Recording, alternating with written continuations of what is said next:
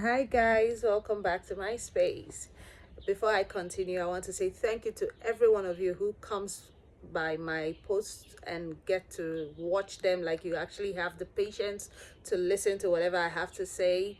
Some of you even go as far as commenting, like you interact, you make an input, you like, you share. I want to say a very big thank you to you.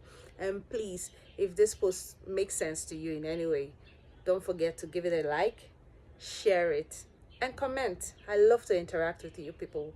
Thank you. So let's get into it. So this is like a continuation of my last post. So I decided to talk a little about what I do. One of the things I do, which is HR and consultancy. So yeah, I talked about eating the forbidden fruit in the workplace. Yeah, that was what the last video was about. And before I get into it, now I don't dispute the fact that people can actually find their spouse or like their partners in the work environment or in a workspace. Of course, I don't dispute that fact, but that is not the context from which I am making this post. Okay, I'm coming from the place of inappropriate relations in the workplace, and also mostly between an employer and an employee, or like a HOD, a leader, and a subordinate. Now you get it. Thank you very much. So yeah, now before we continue, um, I want to make it clear that there are different scenarios or different cases. What do I mean by that? Case one or scenario one can be where an employer and an employee, or a leader and a subordinate, are having a consensual, intimate relations. That's one. Then the second one is where an employer, male or female, is taking undue intimate advantage of an employee. Okay, undue intimate advantage, or like intimidating, molesting. Okay, yeah, that's scenario two.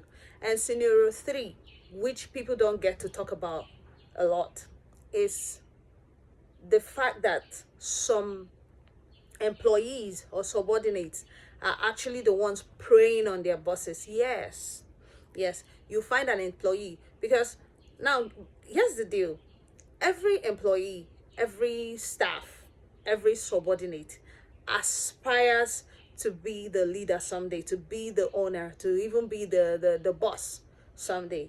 Yes.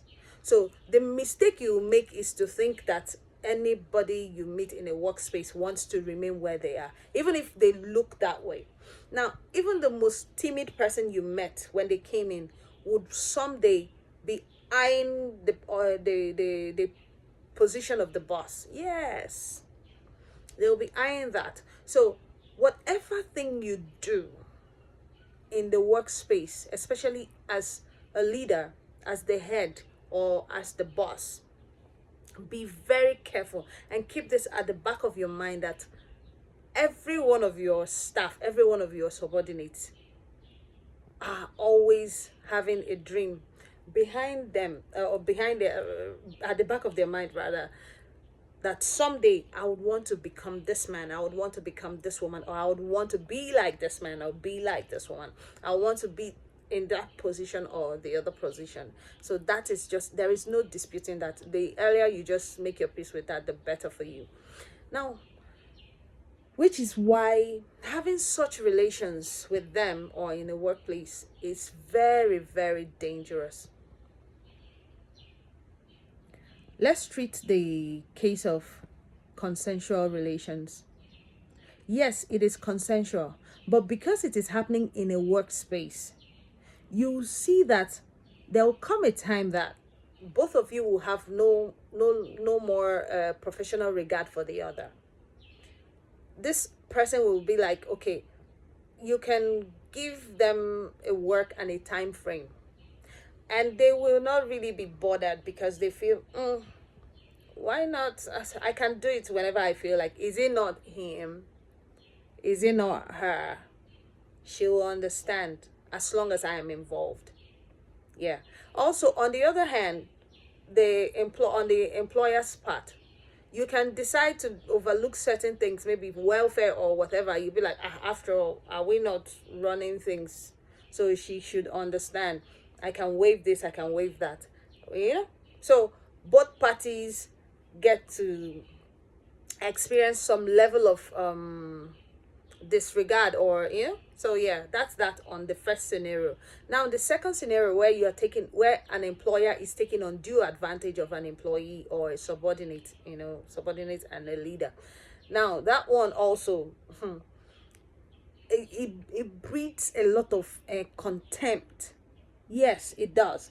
You can be taking advantage of that person. The person might not say anything necessarily. The person might be scared of you, in quote, but they might be scheming silently, scheming against you as a person, scheming against your company, scheming against your position, scheming against whatever it is you think you've worked for, in that whole space. And you will not even know about it. You'll still be thinking like the power lies with you. Yes. They will be plotting a smooth retaliation against you, and you will not know. Now on the third scenario, it could in the case where the employee is the one preying on the boss, scheming their ways into the boss's life, so as to get ahead of others. So these are the three major scenarios. And trust me, none of them ever ends well. No, it never ends well. Now, this topic is really, really vast and deep. These are things we handle. I take like about sometimes 2 hours to even handle these cases. So because of time, it's already 7. This video has already gone to 7 minutes, so I don't want to make it any longer. So because of time, I think I'll break it again and again. So expect a third and maybe a fourth part to this post.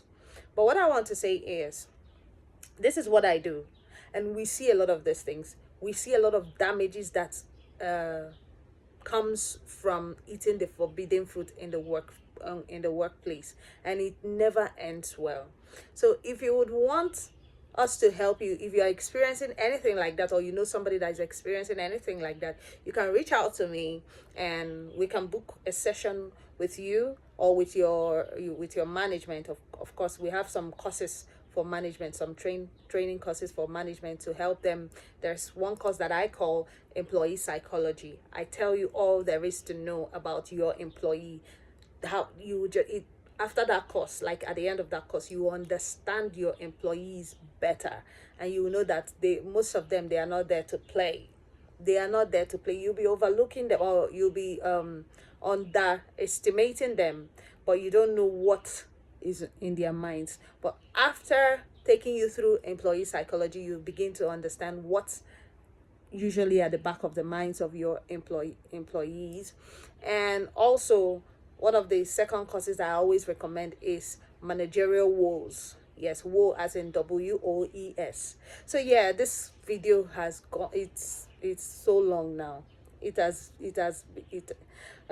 really exceeded the length I anticipated. So see you on the next one. Thank you for listening.